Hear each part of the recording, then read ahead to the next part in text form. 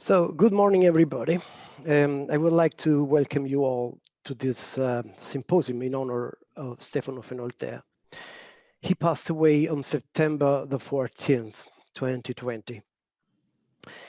Giovanni Vecchi and I have had the honor to organize this conference, and we are proud for this. In a way, it's a very happy and sad day today. As far as I'm concerned, I work at the Bank of Italy. Stefano has worked with the Bank of Italy and in the Bank of Italy for decades. Indeed, his workstation was in a room near mine. And for this reason, we met and talked very often in the last 15 years or so. For those in the Bank of Italy who deal with economic history, but also others, Stefano is still a point of reference. Here, I do not want to make a thorough reflection about Stefano's very high intellectual stature, nor about the always fruitful and often very lively debates aroused by his research. I did it elsewhere. I don't want to repeat what I wrote and so on. The whole day will be devoted to such topics, and many others will do it in a very focused way. Here, I limit myself to inviting, if you let me do it, everyone to reflect on the deep lightness of the two phrases that Stefano put in the epigraph of his last book, which he briefly and simply titled Reconstructing the Past, published by the Fondazione Luigi Einaudi di Torino. The first one changes amusingly, in my opinion, changes a line from a note by the ancient Roman poet Horace. Stefano transformed it into an ancient modern Latin verse written in 2770 ab urbe condita, that is 4 years ago. Dulce et decorum est pro patria mensurare. Sweet and decent is to measure for the home country. And in the original, the verb was to die instead of to measure. The second phrase is by Shakespeare. It is pronounced by Aaron in Titus Andronicus. What you cannot as you would achieve, you must perforce accomplish as you may. These two phrases contain Stefano's detached and engaging scientific commitment. And I would say also his civil commitment, his pragmatism, and his irony. Reconstructing for him meant narrating, applying the fantasy and the desire to know a world that no longer exists. He pointed out that, inverted commas, our social sciences are not the accumulation of objective knowledge, but the contemporary form of the stories our distant forefathers would tell when they gathered around the campfire. And it's very interesting that he added a footnote to this thought. And the thought, I read the footnote. Our forefathers and our male ancestors, with emphasis on fathers and male, my sense is that history was always male history, not because of our dominance, but to compensate for our weakness. The female, the ovum, the queen bee are rare and precious. The key to the survival of the species. Males, sperm cells, drones are vastly superabundant, are worthless at the margin, are worthless as any superabundant research.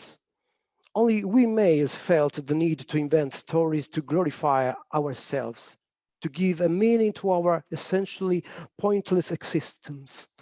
To be female was glory enough. This is from the paper, Spleen paper he wrote a couple of years ago.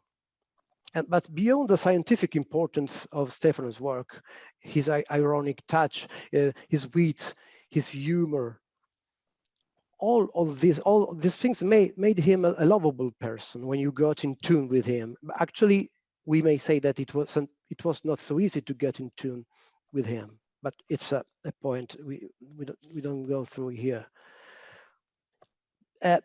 He was able to listen intelligently and sensitively to every idea or thought, ready to understand what you were telling and to make you understand better what you were saying.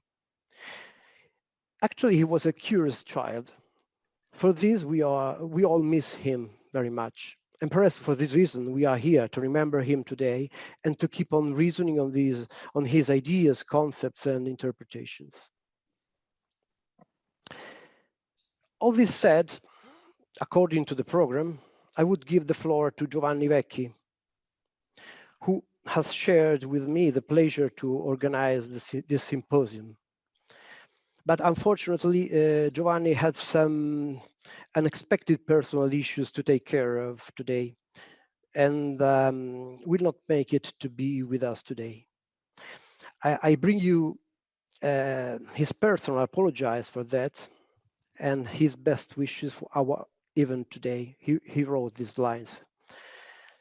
Surely he will catch up on all the sessions, presentations, and speeches by watching them on the YouTube channel set up by the Fondazione Luigi Einaudi and mirrored by the Associazione per la Storia Economica. The symposium will be recorded, is being recorded. Giovanni and I have worked in order that 3 institutions very important for Stefano's scientific activity, such as Associazione per la Storia Economica, Fondazione Luigi Einaudi di Torino, and Banca d'Italia, cooperated to make this symposium possible. So it's a cooperation, and it's very beautiful. We are very happy for that. Personally, I thank Roberto Marchionati for trusting me in this important task. The reviews adjoining to the Associazione and to the Fondazione, Rivista di Storia Economica, and the Annals will cooperate to publish papers and speeches, which scholars will present this morning and in the afternoon.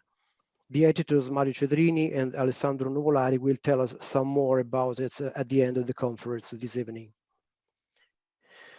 It will be a challenging and very interesting day today, a long day.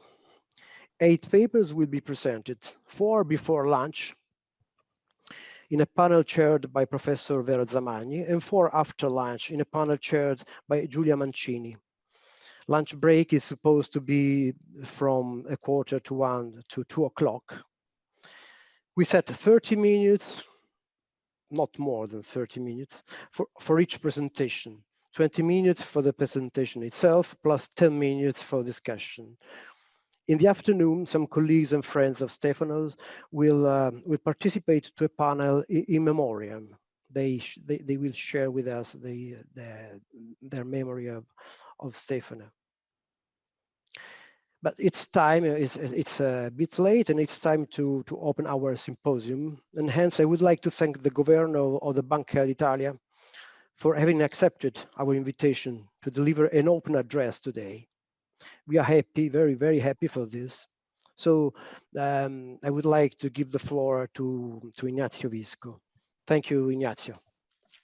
Grazie Alberto, thank you very much. I wish to praise the Associazione per la Storia Economica and Fondazione Luigi Einaudi for the organization of this symposium. The symposium in honor of Stefano, who passed away suddenly a year ago. And I thank the organizers, you, Alberto, and Giovanni Vecchi, for inviting me to deliver the opening address today, which I give with pleasure, but also with great sadness. As governor of the Bank of Italy, I will reminisce on the ties that linked Stefano to the bank for several decades. However, I would first like to offer some succinct memories of my personal relations with Stefano, which date back to several decades ago. Well, Stefano had a significant impact on my own early career, as he was instrumental in my going to Philadelphia in 1972 to pursue a PhD in economics at the University of Pennsylvania. I just won a Bank of Italy scholarship, but I was late in applying to different graduate programs in the US. And Federico Caffè, my professor and thesis advisor in Rome, suggested checking with Stefano, then a young assistant professor at Penn, while also applying to Chicago. I do not know why and how Caffè and other Italian economic professors of the time knew about Stefano and these whereabouts in the period, as Stefano had mostly grown up and studied in the US, eventually obtaining a PhD in economic history at Harvard. However, it was already obvious that Caffè thought very highly of his work, and Stefano, in turn, showed great respect for the older professor. He was extremely kind in providing me with all the necessary information for my application and making sure that my reference letters were properly completed and addressed.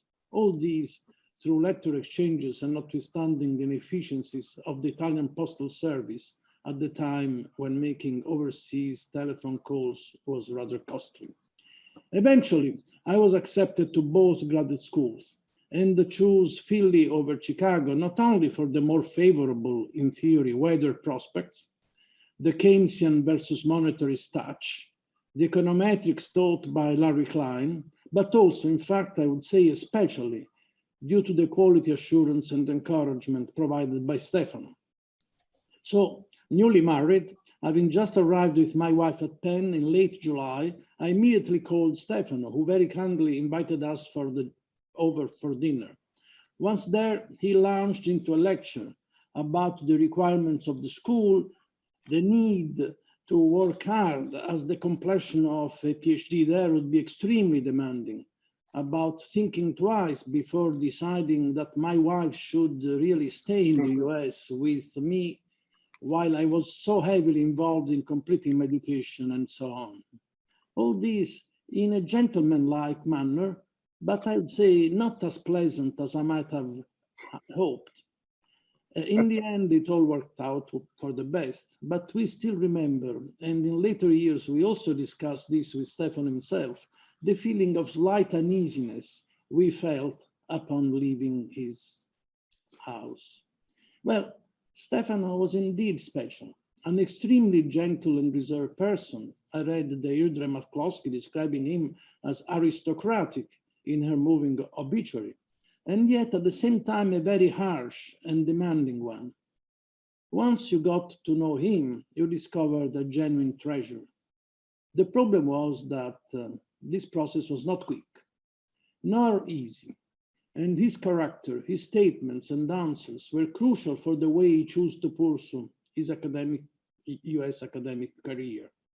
He was always recognized as a stellar researcher, but his attitude as a cooperative and helpful faculty member was at times questionable and questioned, to say the least. I did not interact much with him as a scholar, not even during my time at Penn, even though we exchanged papers and books over the years. Our interests did indeed seem a bit distanced, without much overlap. He seemed to pay little attention to the macroeconomic, monetary, and policy issues I've mostly been working on over the years.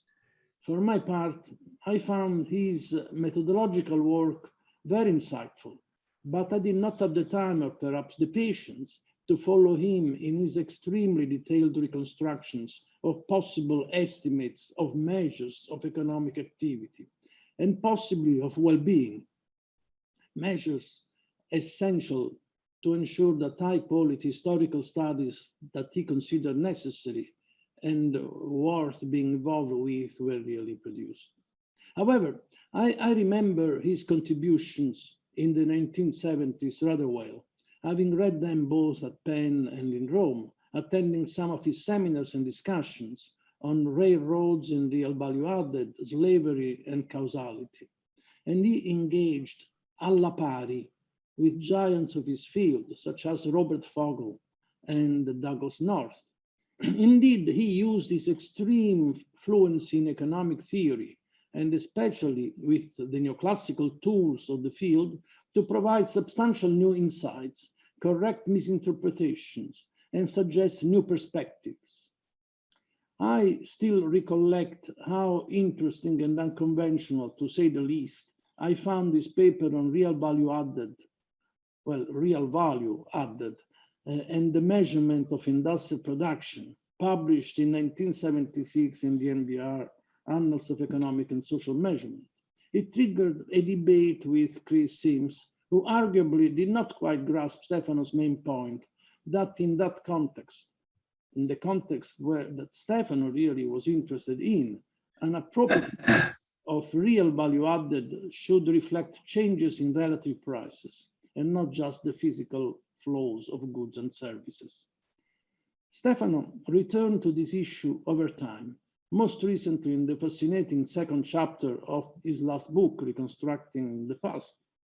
And in that book, he discussed le regole dell'arte, the rules of the trade, the ones he recommends we follow in reconstructing economic growth. I refer in particular to a section, section 2.4, as a matter of fact, where he sets out his rule number 4, deflate all current prices with the same deflator.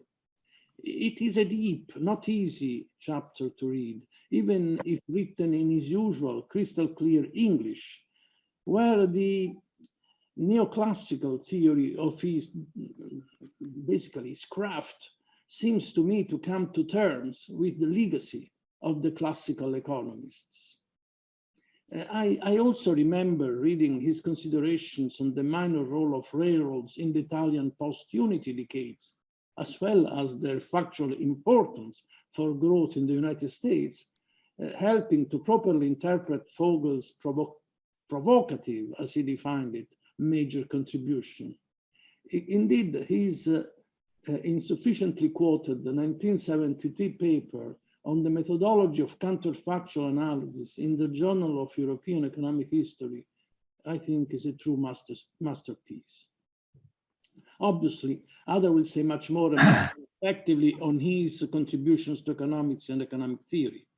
The Symposium program is rich and will focus on Stefano's main topics of study. However, before briefly talking about what he did with and for the Bank of Italy, I would like to make one final consideration. Stefano Fenoaltea was, as I said, very demanding as a scholar. Indeed, a first-class economist and data scientist, even if you certainly objected to my use of both terms, data and scientist. Both economic theory and proper measurement were prerequisites, in his view, to approaching economic history with sufficient condition, with sufficient, I would say, confidence, but also with the objective really of making progress. And at times, though gifted with an exquisite, entertaining, and amusing personality, he could be harsh in his judgments and appear rude in his statements. I suppose that this was his way of giving value to what he considered to be absolutely necessary in carrying out research that would stand the test of time and of new ideas.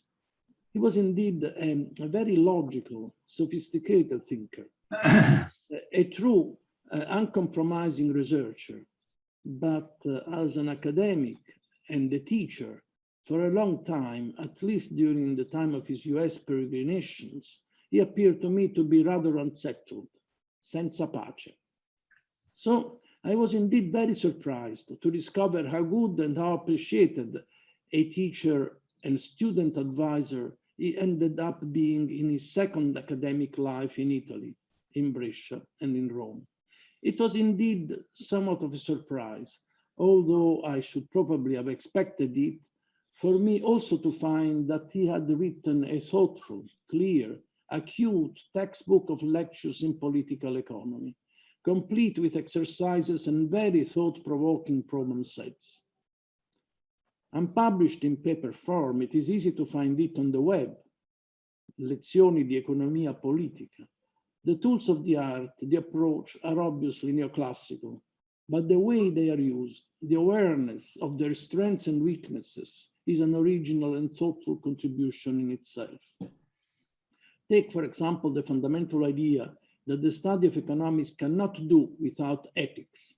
He emphasizes this idea in the concluding paragraph in the 2001 edition, where he argues that such an important point had been clear for some decades, but often forgotten. Translating from Italian, these are his lines. Only a few biased ideologues could argue that the market made ethics absolutely irrelevant.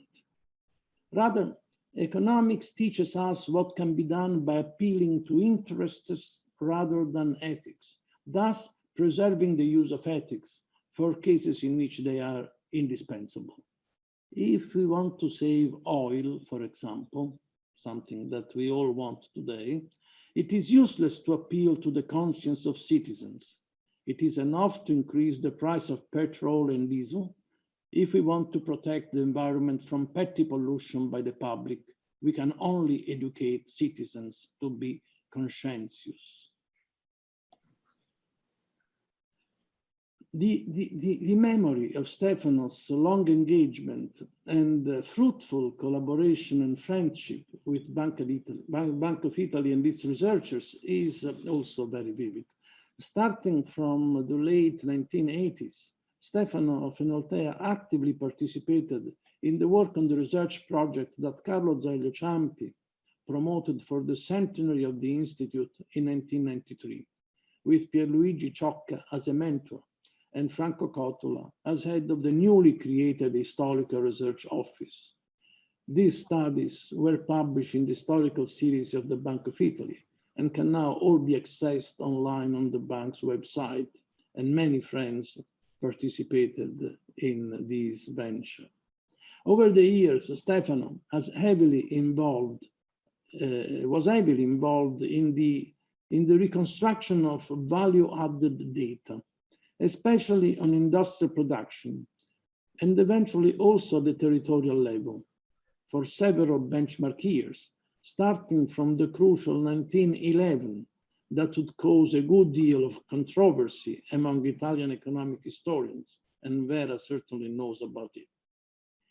His works were published as chapters of our historical series books, two of them edited by Guido Rei, the former president of the Italian National Statistical Institute and also an old counselor of the Bank of Italy.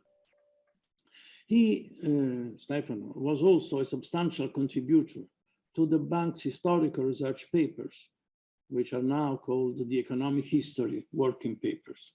Over the last 20 years and until his untimely death, while engaged in the project for the reconstruction of regional statistics, Stefano further developed his fruitful collaboration with the Bank of Italy in a more organic way and on even closer basis. He joined the scientific committee of the historical research papers, contributed to the planning of the seminars in economic history, reviewed many studies. I know that the reviews are always been very tough, really, and it was not easy. He was a regular point of reference for an often scientifically severe confrontation and exchanges of ideas, for reflections on the economic history of the country, on the methodologies of analysis, on the interpretation of the results. He also contributed with his constructive criticism to the success of another major historical economic research project carried out in the bank under the direction of Gianni Toniolo for the 150th anniversary of Italy's unification. Furthermore, he significantly helped to foster the development of the relationship between economists and economic historians of the bank and the Italian and international academia. As I said, during his long-lasting collaboration with the bank, our economic history working papers were a primary tool Stefano chose for disseminating the preliminary results of his works of statistical reconstructions as well as other contributions. A series of statistical reconstructions, number of versions, detailed, thousands of pages produced. Over the last decade, he continued on almost a daily basis to frequent the offices of the Economic History Division, where he had a workstation at his disposal, as remembered by Alberto. It is also, therefore, on the bank's premises that he developed and matured the thoughts related to the latest scientific production collected in his last work, Reconstructing the Past, edited last year by the Fondazione Luigi Einaudi, a book which I received just a few days before his death. In this book, he once again advanced his strong criticism of the interpretation that ascribed the economic acceleration observed during the Giolitti era to a takeoff, a big spurt, mostly determined by domestic developments. He fought for an alternative interpretation until his very last writings against what he called his neo-Gershenkronian opponents. He thoroughly revised the foundations upon which the different interpretations of Italian growth in the 50-year post-unification period rest. Finally saying in a 2017 paper that it turns out we were all egregiously in error. As a matter of fact, he obviously always said that we are always in error. The problem is how large this error is.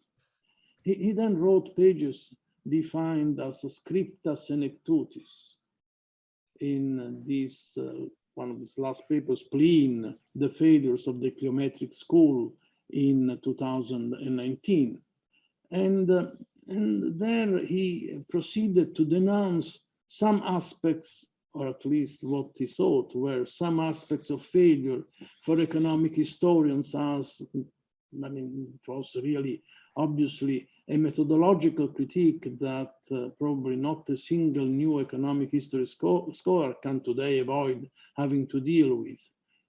And these were aspects of failure that Stefano wanted to exhibit as a Lutheran reformation for Cliometricians, writing, and to a church door I nailed this thesis, that we Cliometricians have failed as economists, that we have failed as historians, that we have failed as economic historians. Clearly, obviously, I mean, Cliometrics has some link with econometrics, but the difference in Stefano's mind that here we didn't have to test, but the three rules of the trade were measure, measure, measure. This was really his point, I think. And anyway, the statement that I just read is really too harsh, certainly with reference to his own contributions. There is much more in this Spleen paper on the failures of the Cliometrics school about the methodological needs of the discipline of economic history as well as economics at large that those few lines suggest. Indeed, this seems to be the proper complement of his other methodological piece on counterfactual analysis written at the start of his career, which I mentioned before. This, notwithstanding the excessive harshness of his choice of words, which we also find in his latest book, and about which I remember often myself complaining to Stefano himself, who never objected much, but rather continued in the way he knew would also catch the attention of his readers. Stefano always refrained from claiming that there were absolute truths out there to be discovered, but instead emphasized the importance of narration as well as the importance of cultivating the art of doubt. As he often mentioned how important his classical education had been to him, it therefore seems appropriate to me now to recall the final verses of a well-known poem by Eugenio Montale. The poem is Non chiedere la parola, Don't ask us for the word, and the poem that also was dear to Federico Caffè. So I will read the last few verses, first in Italian and then in English, just as a tribute to Stefano. Non domandarci la formula che mondi possa aprirti, sì qualche storta sillaba è secca come un ramo, codesto solo oggi possiamo dirti ciò che non siamo, ciò che non vogliamo. And in the English translation it is, don't ask us for the phrase that can open words, just a few garnered syllables, dry like a branch. This today is all that we can tell you, what we are not, what we do not want. To conclude, I believe that for many reasons, Stefano Fenoaltea's tireless scientific commitment could not fail to be in tune with the research activity of the Bank of Italy, where the importance of historical research, statistical reconstructions, methodological rigor in the use and in the interpretation of historical sources have always been recognized, even though perhaps not always practiced to the extent Stefano would have wished and required.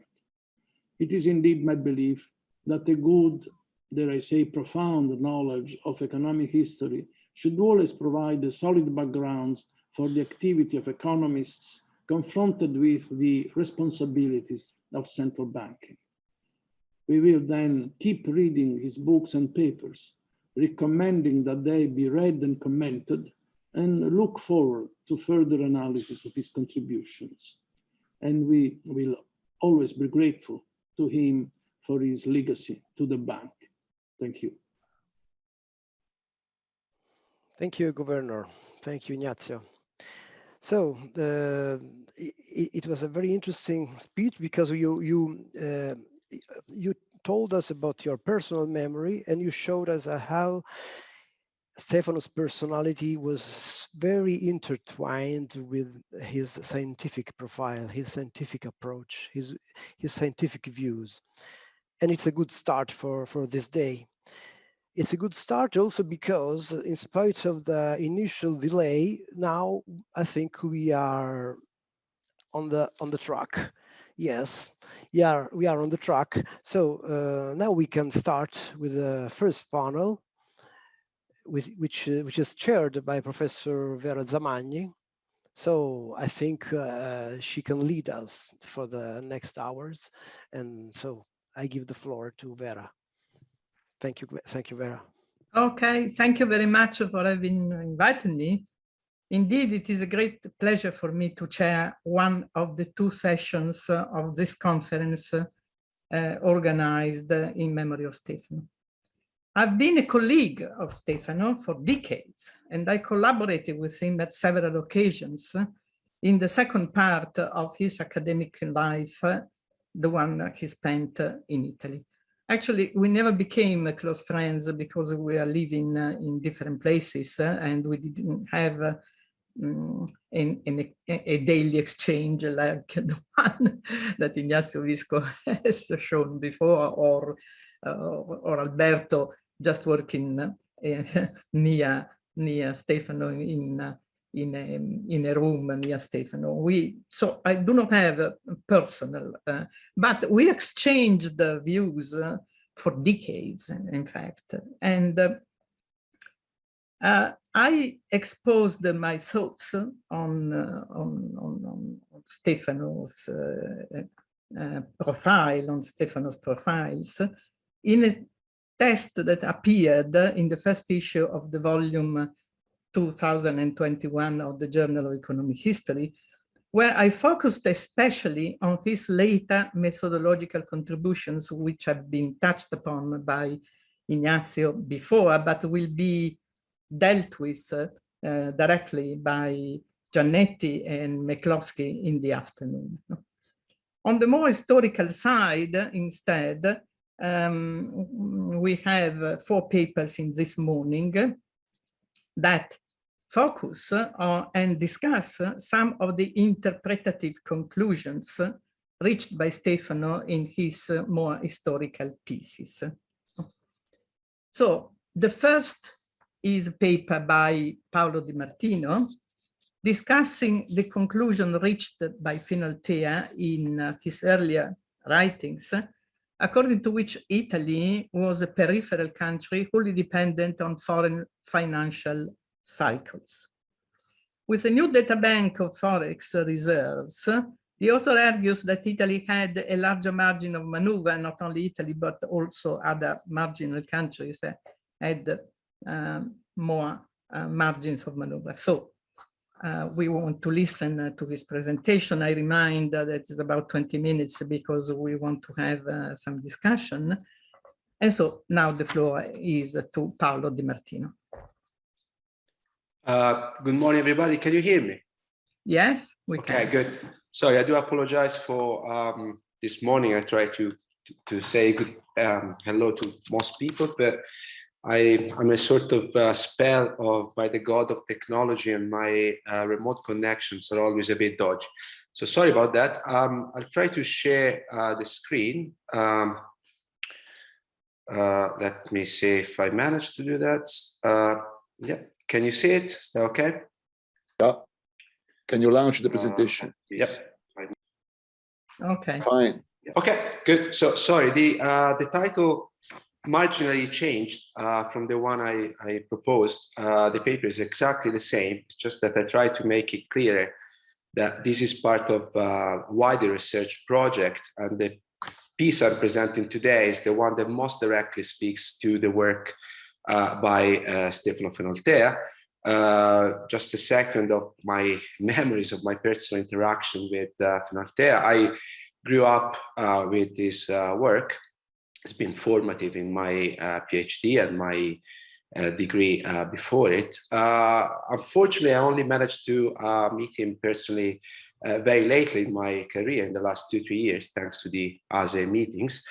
So at least I have the satisfaction of having talked to him directly. And I always consider him as a sort of great master alongside the generation that includes most of the people I hear, from Vera Zamagni, Giannetti, Federico, and the others. So I'm glad to have the chance to open this section. I'll try to be quick on the sort of introduction. So my idea is to try to engage with Fenoaltea's Italy.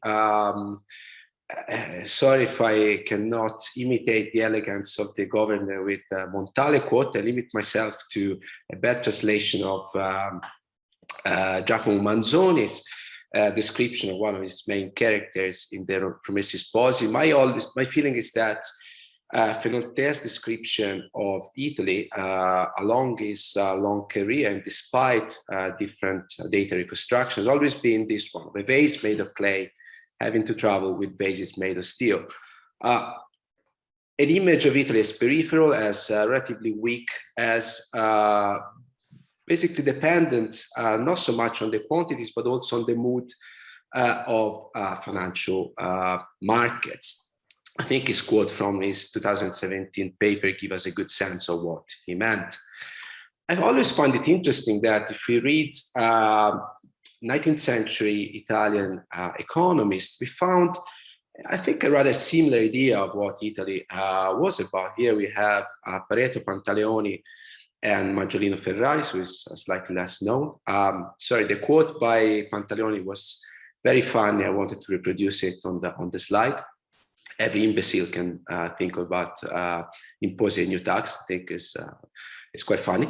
I think the 19th century economists had, again, this idea of Italy as peripheral, but they peripheral and dependent on international financial flows, but they indicate in a rather specific way how this dependence played out.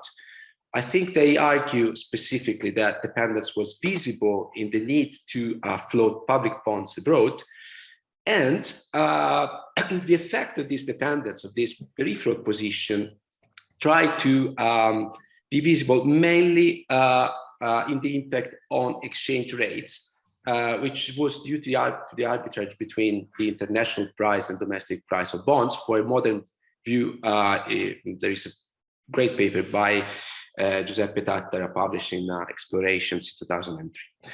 So the way I'm trying to put this picture together is basically to try to link Fenoaltea's Italy, or his image of Italy, with the most recent literature on the gold standard. It's quite natural exercise because Fenoaltea's writing are about the years of the gold standard.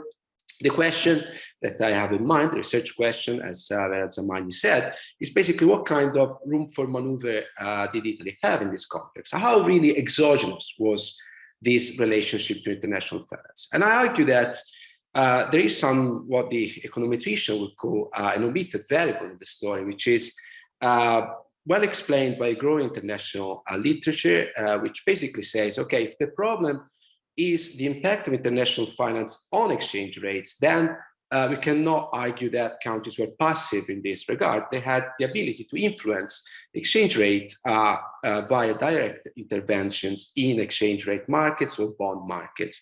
A very vast and robust literature. The point that I'm claiming in this specific presentation is that Forex reserves were key to this strategy. We cannot understand the strategies of trying to influence the exchange rate, hence, in the case of Italy, to resist to the mood of international financial markets. We don't take this variable into account. It's not my idea, it's what permeates all this literature. I would say that, in fact, when we talk about the role of Italy in its dependence to international markets, there are three variables that we have to consider, and Forex reserves and central banks operation are only one of the two. The other two, in my opinion, which is a very standard view, is the level of financial exposure, so the sheer level of financial exposure, and the degree of credibility of the country in the eyes of international investors. As far as financial exposure is concerned, we know all of it, thanks to Vera Zamagni, who took on the very demanding task of trying to reconstruct the percentage and indirectly the volume of bonds quoted at international markets. A very tough exercise for technical reasons that I'm not going to explain here. Anyway, the picture that emerges, despite some debates on the methodology, is that the trend is clear. The exposure was massive in the 80s and the 90s, declining, and then somehow very limited since the turn of the century or around the turn of the century. Traditional story goes that basically the state started to behave a bit more orthodoxically, and the migrant remittances allowed a lot of these bonds to be rebought or repurchased. The second variable is how credible was Italy in this arena. In here, I think we could discuss a bit what Fenoaltea thought. I think Fenoaltea never really, was a proponent of a strong connection between political conditions, credibility, and international capital flows into Italy. He rejected this view later on. I'm not here to discuss much of this. All I can say is that looking at some archival documents, we can somehow think of three regimes of credibility, relatively high up to the 1990s, relatively low for a decade in the middle, and then relatively stable and increasing since 1903.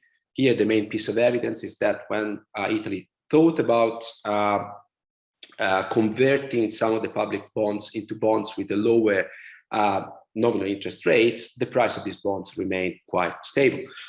Again, the standard story is that credibility depended on improvement of state finance and the improvement of monetary conditions.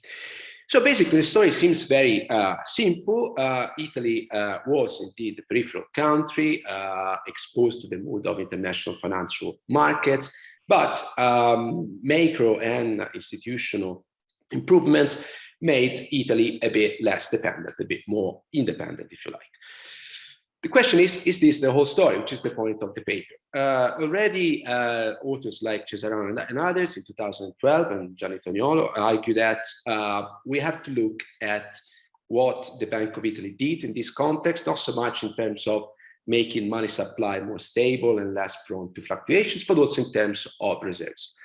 The point is that in this study, which I'm not here to challenge, I think the view is correct, but there's no specific role for a specific type of reserves, which are Forex reserves. Now, Forex reserves during the gold standard years is a bit of untold secret, in a sense that we all believe, or tend to believe, that during the gold standard era, reserves were kept in metal, gold or silver. This was not the case at all. Forex reserves that did exist were in fact relevant, and in fact there were different types of Forex reserves, which we can distinguish between statutory, i.e. reserves that were part of the reserves that could be used to back up money supply, and free reserves, which were actually foreign asset reserves that were just simply part of the portfolio.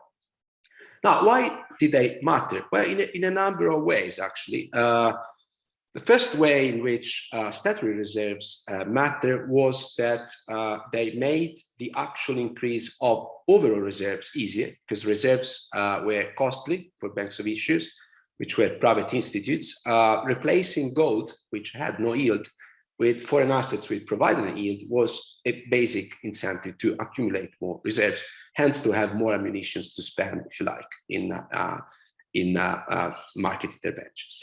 But there was also an indirect way to look at that. The Bank of Italy, which this paper mainly referred to, was not happy to perform this sort of intervention. Here there is a quote by Stringer. He said that, look, we intervene in markets, not so much in the interest of the bank, but in the interest of the nation. So there was continuous bargaining with the Treasury, and the fact that the Treasury could allow wider or smaller or narrower amount of forex reserves to be kept was a way of create incentives for the Bank of Italy and the other banks of issue to cooperate with the Treasury and to directly intervene in markets. Free reserves were simply important. Free reserves were assets that were kept in the portfolio of the bank, but these, if you like, were a sort of reservoir of gold. They could be easily transformed into gold, but they could be kept in assets which actually provide, again, an interest. Also, buying gold to increase reserves was complex, was long. The process was exposed to a number of risks of variations of prices or variation in the exchange rate. If you could pay upfront with some kind of assets denominating foreign currencies, you eliminate this risk. But the most important, I think, role of the so-called free reserves were actually the possibility of spending them directly in markets, would then be domestic markets where you can sell checks, for example, to try to reduce the pressure on exchange rates, or to buy bonds in foreign markets as to keep up their price and eliminate the problem of arbitrage that we talked about at the beginning. This could be done in a very quick and secret way. So having these free resources was very important because we could, the Bank of Italy and the banks of issue could spend them in the market without being too noticed. And secrecy was important. I report here an exchange between Joel and Stringer. For the non-Italians, Joel was the director of the main commercial bank at the time. Stringer was the chair of the Bank of Italy. And Joel said, wouldn't it be maybe appropriate not to put our names when we exchange correspondence about these interventions? I leave to you the choice of nicknames. Unfortunately, we don't know which nicknames happen to be picked up. I was very curious, but I couldn't find any other document. By the way, very quickly, these documents come from a collection by Marcello De Cecco, just to reconnect to what the governor said this morning. Is part of this series of books that appeared in the 90s to celebrate the 100 years of the Bank of Italy. So there's a bit of connection to the Bank of Italy research as well. Now, I'm going to go a bit quick on this. One of the reasons why I think Forex reserves are not part much of the picture is because we don't have great data about them. We have data about statutory reserves, but not so much on free Forex reserves. So part of this exercise was to reconstruct this data. I looked, first of all, at the kind of regulatory framework. Again, in 1893, with the Bank Act, the Bank of Italy was allowed legally to keep foreign reserves, both statutory and free. The legislation changed a bit over the years. The most important components of these changes was that more assets were allowed to be kept, and the share of circulation could be covered with this specific type of reserves increased over time. Free reserves is a nice story because originally were kept at 6 million lira, And the threshold formally was never changed, but the Treasury started keeping a very blind eye on the progressive accumulation of these reserves. In the paper, I argue that possibly one of the reasons was that towards the end of 1904, there is a big increase in these free reserves. And this might come from another part of the story that I hope I have the time to tell in the next couple of minutes, that an attempt at intervening in the markets in 1904 ended up in a disaster. And the Bank of Italy argued that this was the case because there wasn't enough free reserves. Anyway, these are the graphs as they look like. So these are the total foreign reserves is the black line. The dotted line is the statutory. The lower level is the free reserves. The movements that are clear is a very quick increase of the statutory reserves around 1898 in response to the wider margin allowed by the Treasury. And as you can see, a very high level of increase of the free reserves after 1904.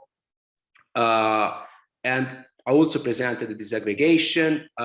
Here, all that we can say is that as soon as public bonds were allowed to be kept as part of the statutory reserves, the Bank of Italy jumped on the chance. This is because bonds provided a relatively high interest rate and a low risk.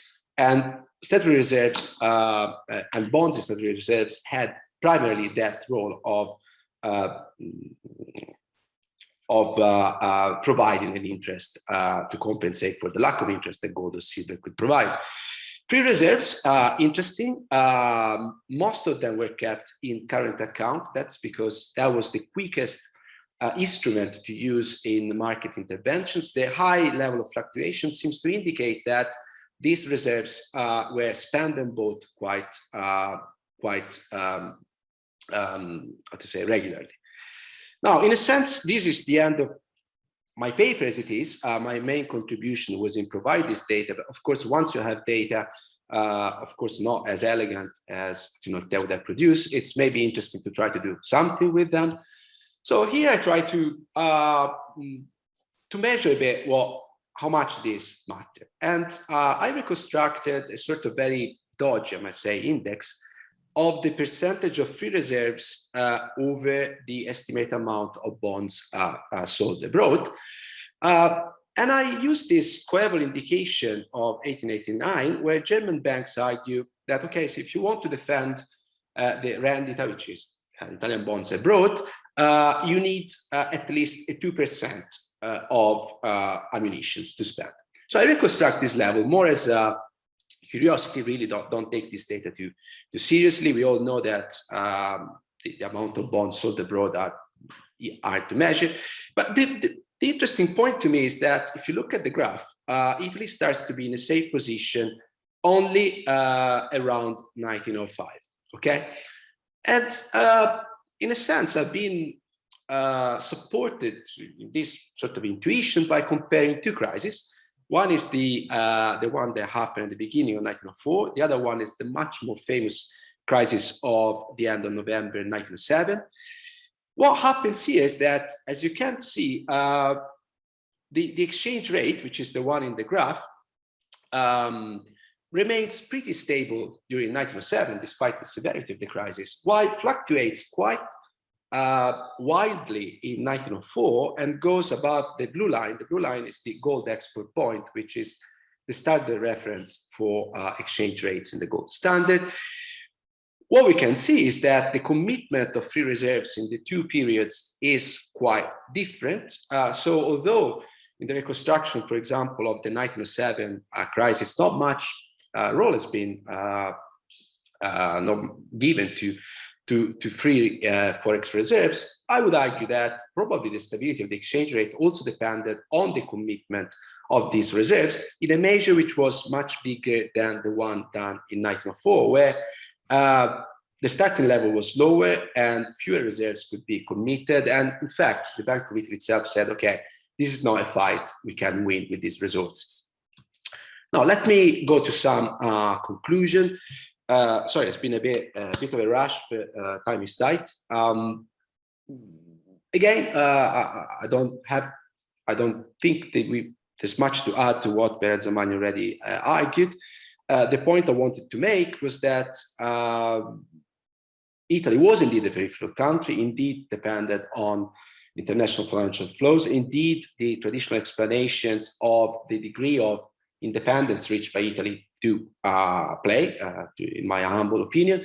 I would argue that, however, there is another variable, which is the capacity of intervention by the Bank of Italy in particular in exchange rate markets or in bond markets. And this depended on the ability of the bank to build up an arsenal of munitions and, if you like, to play the rules of the gold standard rather than by the rules of the gold standard. So to operate at the margins of maneuver, something that Tata or the Czech already argue.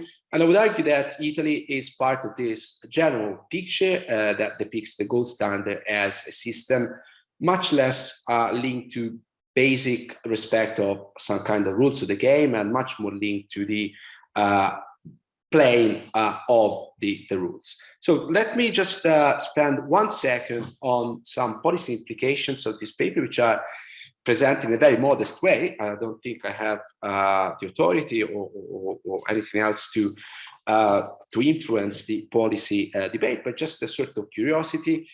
The paper presents, alongside the interaction with Fenoaltea's ideas, a sort of interaction with the debate on the gold standard and the way it worked. And as long as we believe that the gold standard is the way they should have been, then we can create some kind of support for nostalgic feelings that we all know happen to be there in the 20s, but they're not absent nowadays. So I would say, sorry for a bit of free language, the gold standard is a bit of the sweetheart of fiscal rectitude or prudence, austerity, frugality, whatever word you want to use. I think there's a new word every 5 minutes. And Julie Sheldon, who was almost appointed as the Fed chair, was a strong believer that the gold standard will treat any disease. Okay, you go on gold, you keep the government at bay in terms of fiscal expenditure, everything is going to be fine. This gentleman, whose name is Richard Taylor, Nobel Prize in economics, doesn't seem to believe much of the story, and maybe his interpretation is lying with the more historical analysis of the gold standard, which shows the richness of devices, adaptation, flexibility that countries had to use to survive in that system, and the limited amount of virtues that the gold standard had in itself.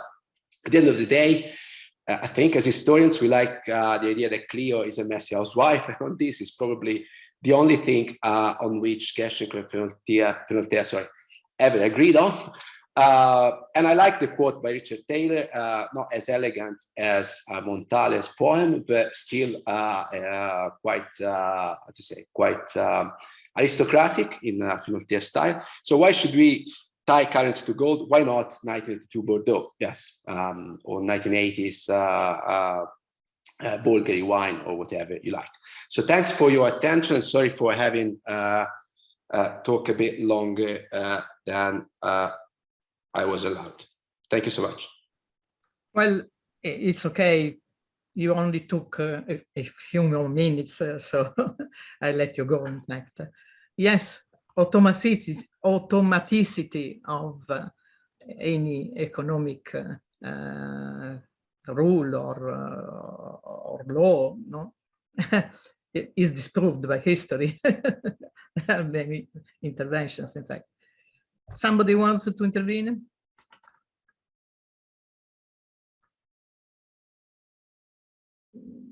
Does not appear anyone is interested in intervening. In that case, I would give Paolo a bit more time, a few more minutes to add something.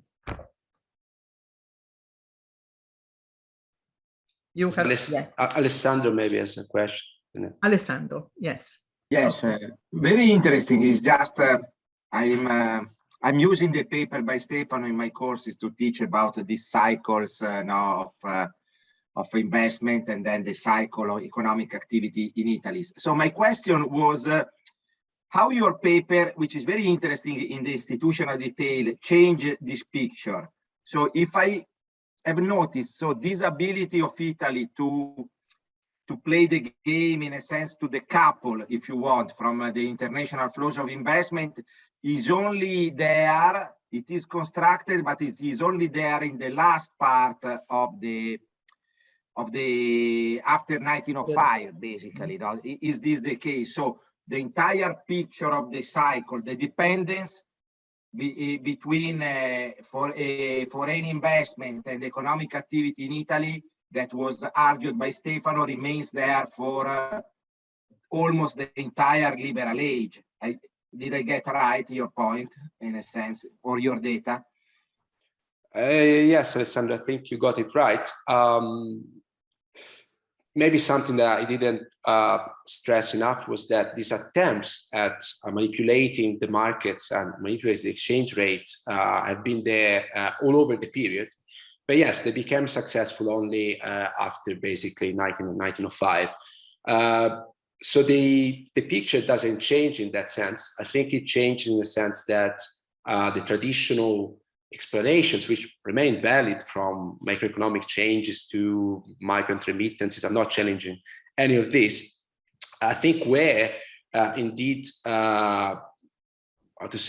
integrated by efforts at manipulating the circumstances, but only after a bit they became successful. Yes. Okay, Andrea Papadia has another question, please. Thanks, Paolo. I was wondering if you also looked at yields on the bonds to kind of gauge how, you know, Italy might have been more successful or less successful, or the impact of reserves on this.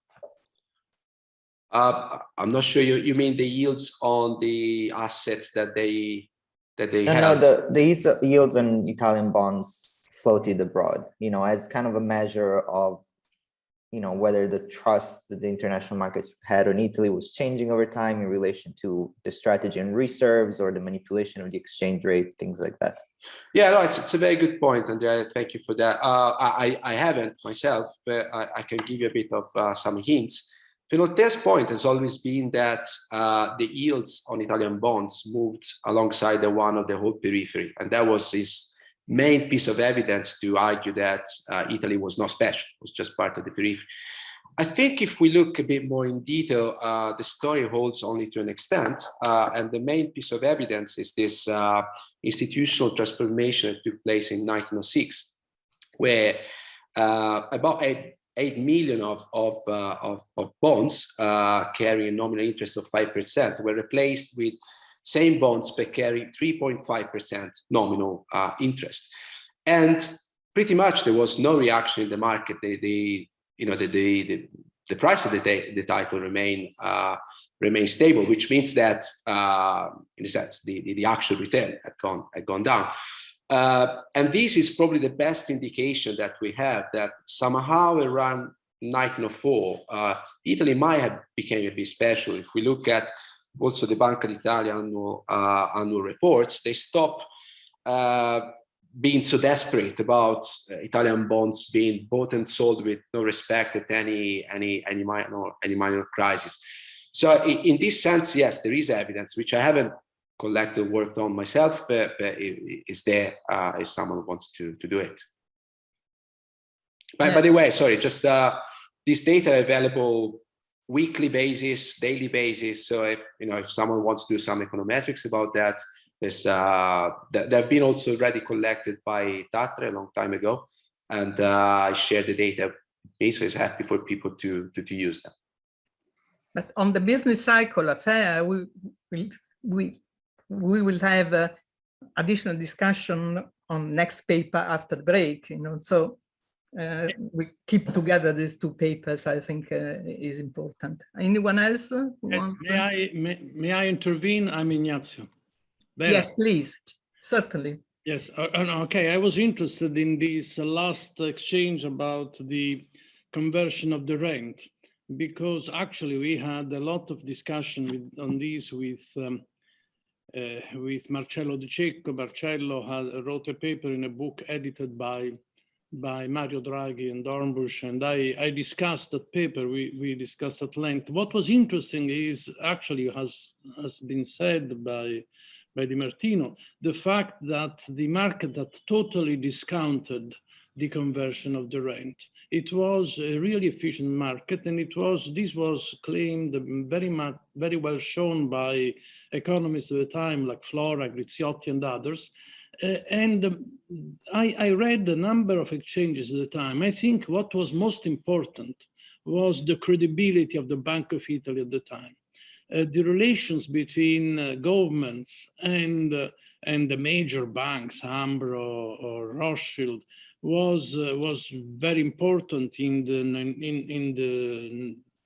19th century, but it was mostly through the interactions between the policy makers of the time, the politicians, and these large houses. Then with Stringer, I think the world changed a lot, and there started being stronger relations between the bank and these houses. There were the delegates of the Bank of Italy in Paris, for example, who really did a lot of preparatory work. They tried to do this conversion before. They were already ready and already really credible in the market in the early years of the 20th century, but that was postponed by the Russian-Japanese War. And then it happened in 1906 in a perfect way. I think, now the issue would be how important credibility was also to manage properly the reserves in order to take the exchange rate from extreme volatility. I don't know that. It's very interesting what has been produced, but it would be interesting to try to find a link between some credibility measures which can be obtained from the market developments and the exchange rate interventions. That would be really nice. But I enjoyed the paper. I thank you very much. Thank you. And Can I just also the fact that the Italian economy was doing better, no, added to this. Yeah, just a very closing comment. Yes, there's this paper by Cesarano, Tognolo, and others who link the building up of international reserves to credibility and in the international market. So my paper was more, if you like, on the darker side of the story, the story that you don't see. And credibility, I think, was built certainly through better management of money supply, reserves, the improvement of the economy, but also this ability to, how to say, to hit a bit the market behind the scenes and to avoid maybe major fluctuations of prices was maybe part of this story. You know, these were secret operations, as we saw. Very little was known about that. The market just saw that people demanded, or investors demanded a bond. They didn't know exactly where demand came from, and this created a sense of credibility, I guess, that was part of bigger picture. So, but yeah, thanks. Thank you very much. I think that the discussion of the first paper went on well. We now have a break, and we will meet again 11:15, please. Okay, thank you very much. Visco will leave us, I imagine. No, so we greet him and thank him pretty much to have participated. Okay, so 11:15.